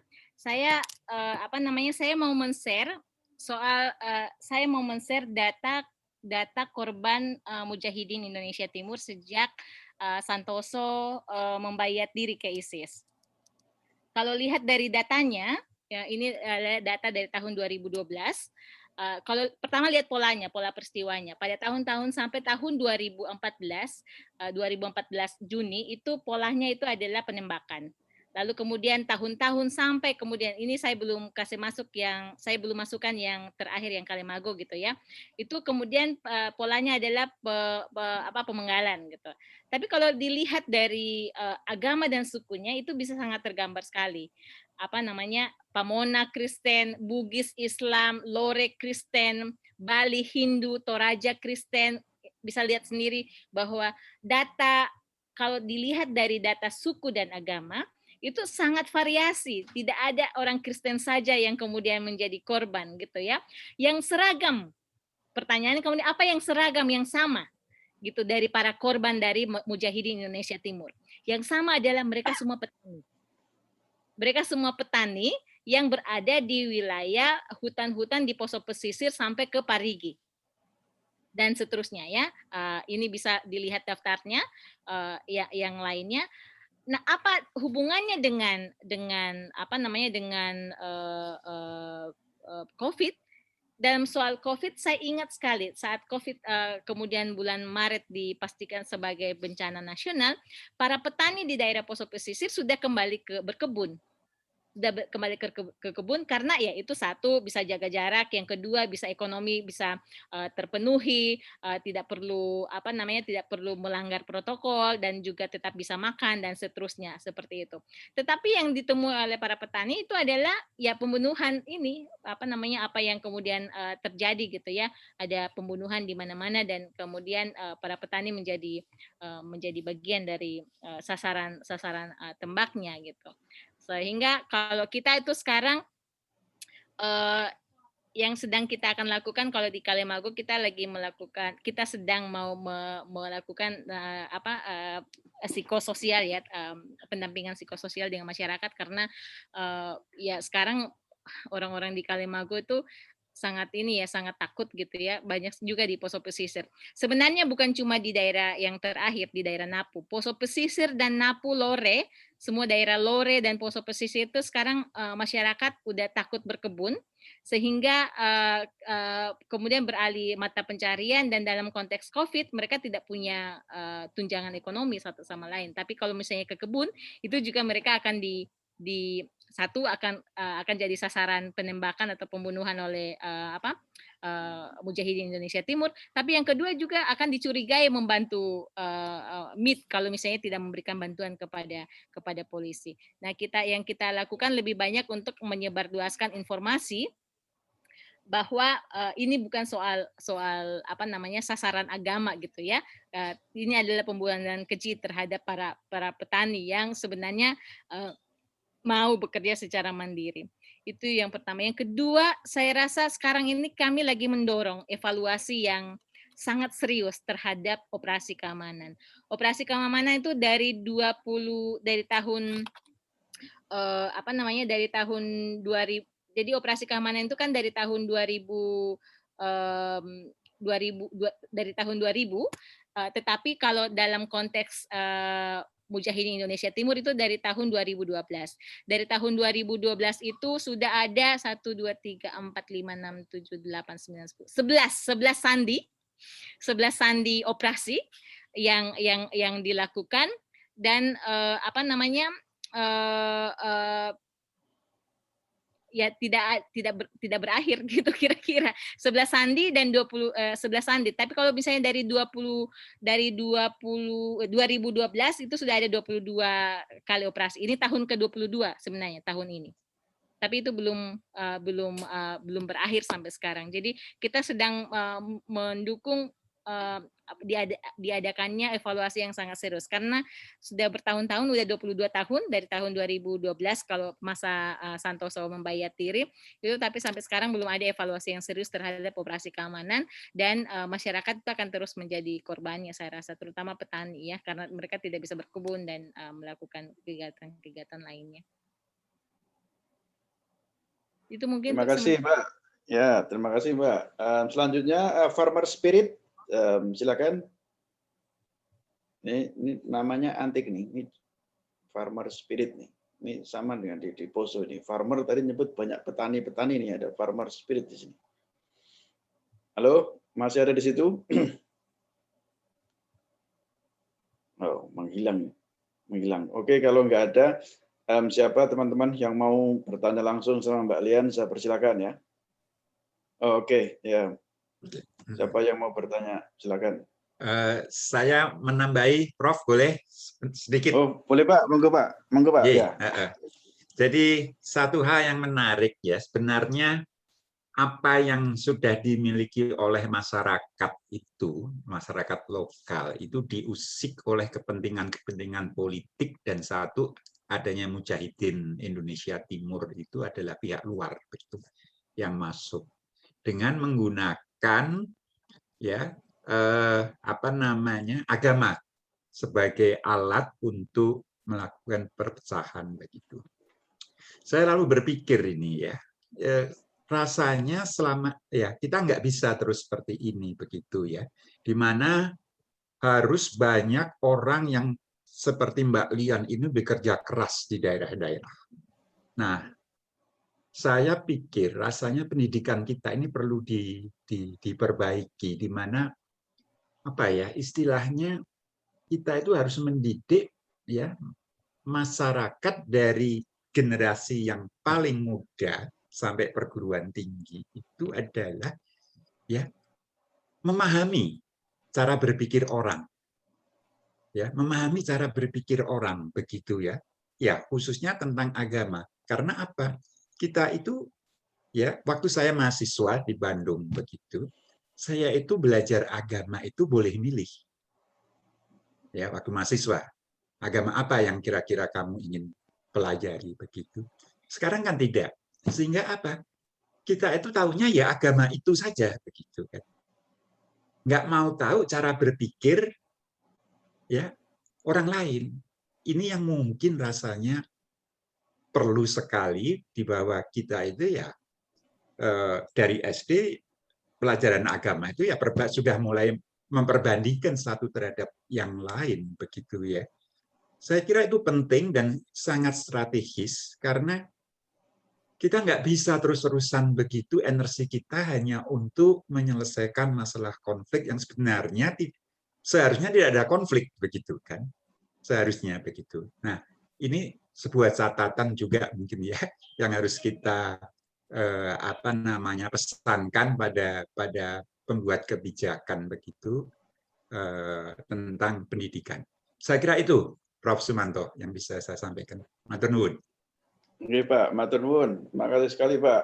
Mas ya memang pendidikan menjadi sangat kunci penting sekali, vital sekali. Jadi maksudnya memang pendidikan itu sangat lambat, slow, tapi efeknya, dampaknya bisa sangat global, bisa sangat besar. Jadi memang harus dimulai dari saya sendiri kadang-kadang lihat anak-anak kecil di TK atau SD sudah saling mengkafirkan apa yang lain-lain, saling mencaci maki, itu ngeri sekali melihat hal-hal yang seperti itu ya.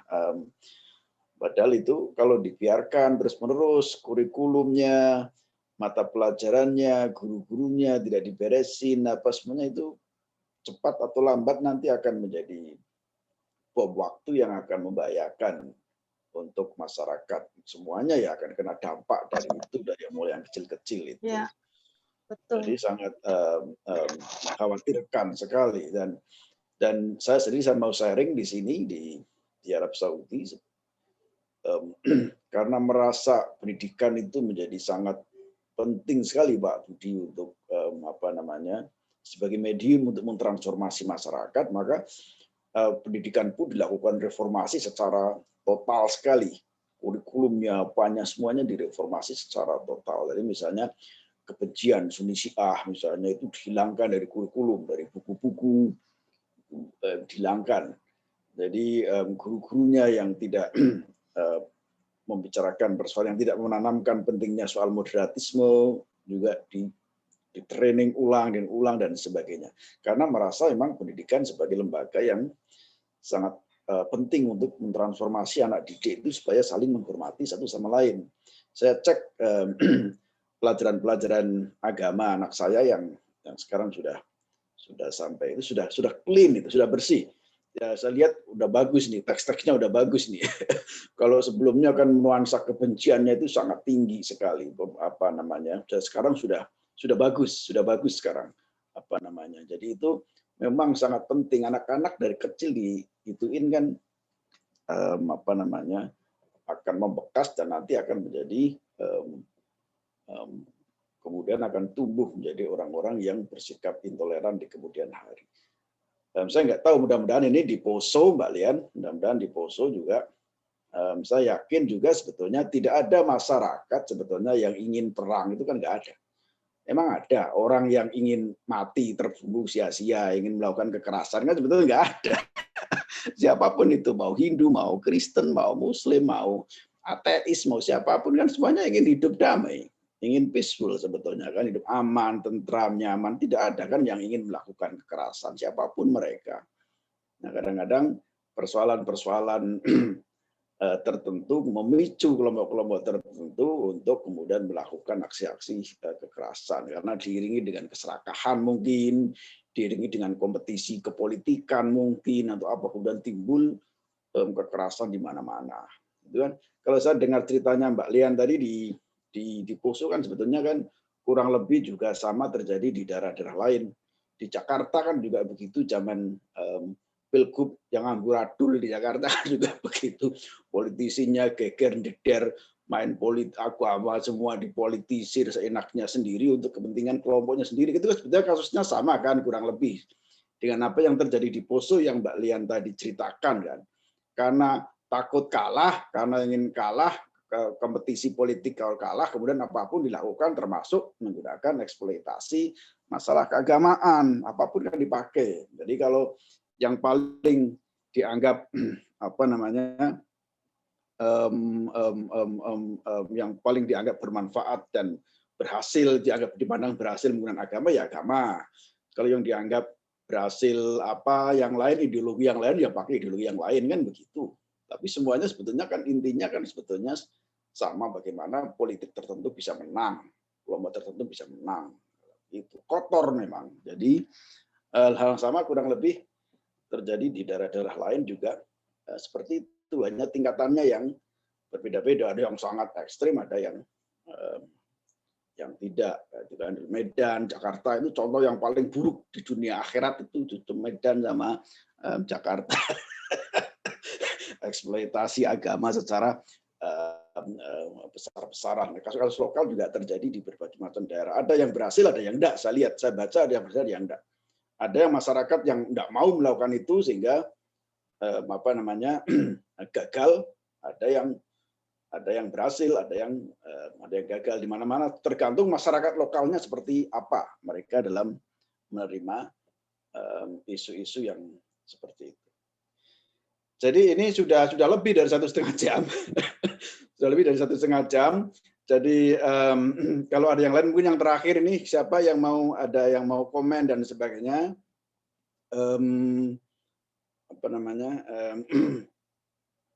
ini ada Bu Inge nih. Nah, Bu Inge ini bosnya BCA ini, Bu Inge ini. Jadi yang bergerak menangani persoalan-persoalan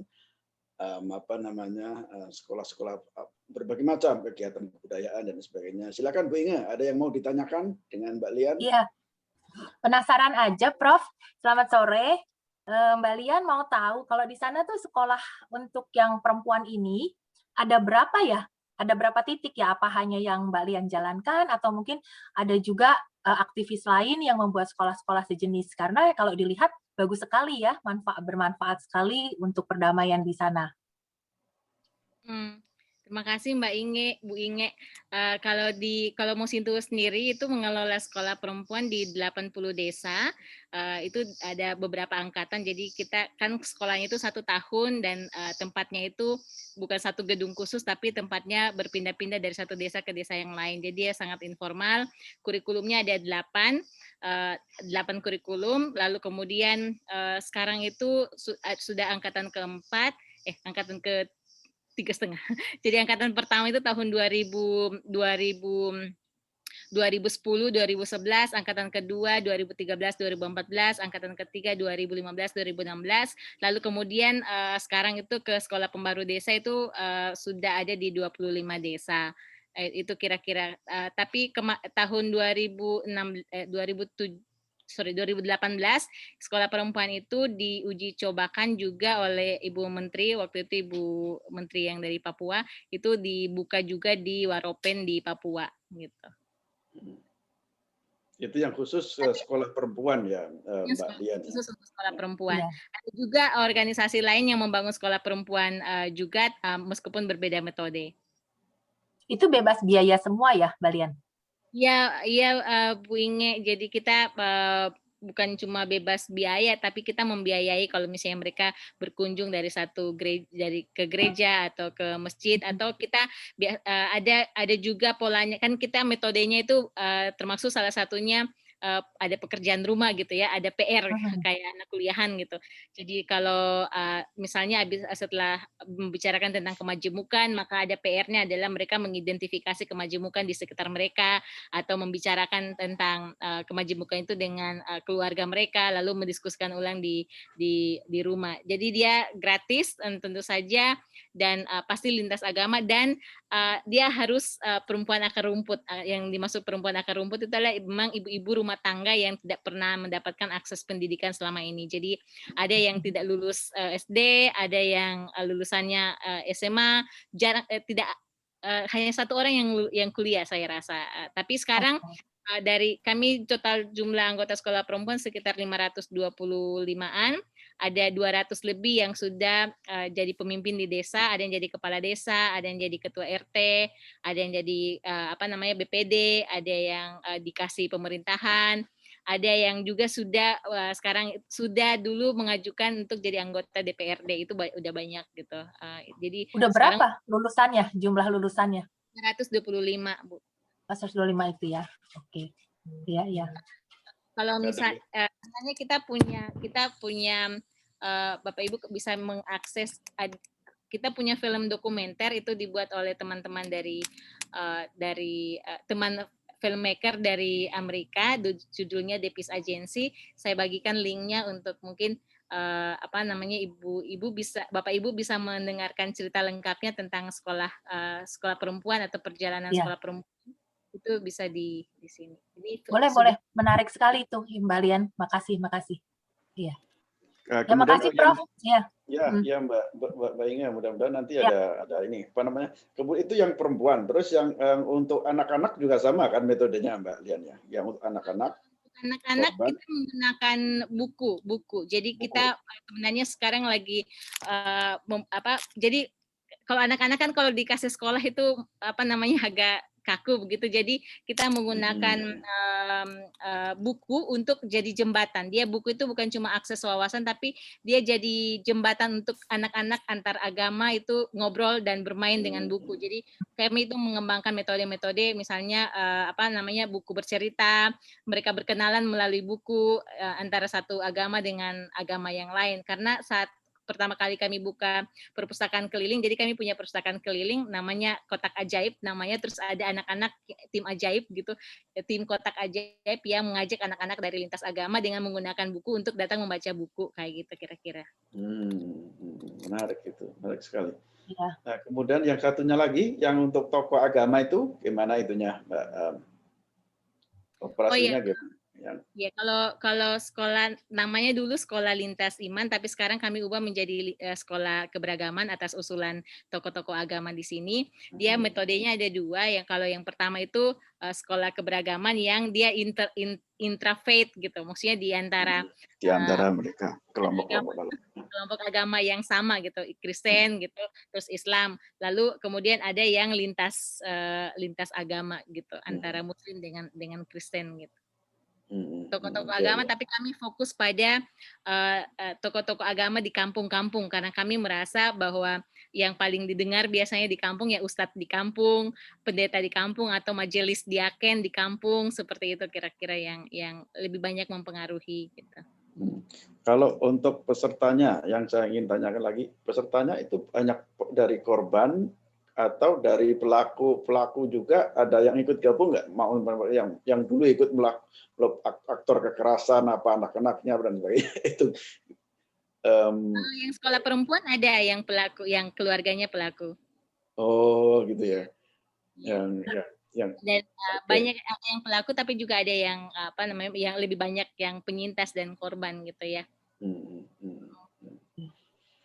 Oke, Mbak Lian. Kalau tidak ada yang lain, saya kira mau saya akhiri karena sudah 2 jam ini. Sudah 2 jam, jadi Mbak Lian, saya dari Nusantara Institute mengucapkan terima kasih sekali ya untuk kesediaan waktu yang sudah bersedia datang di acara ini.